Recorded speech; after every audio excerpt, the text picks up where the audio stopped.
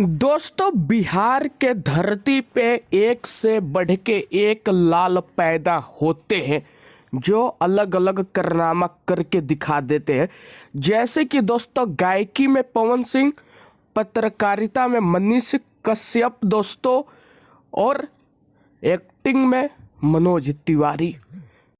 दोस्तों, आज मैं एक ऐसे लाल की बात करूंगा जो बिहार का लाल है। लाल का मतलब बिहार के धरती पर पैदा होने वाला लड़का है। दोस्तों, उसने एक ऐसा रोबोट बना दिया है जिससे आप जो पूछोगे वही बताएगा। दोस्तों, अगर आप उस रोबोट से पूछोगे कि रोबोट ये बताओ कि पवन सिंह कौन है, तो रोबोट अपने शक्ति से, अपने दिमाग से फटाफट बोलेगा कि पवन सिंह पावर स्टार है, भोजपुरी के शेर हैं।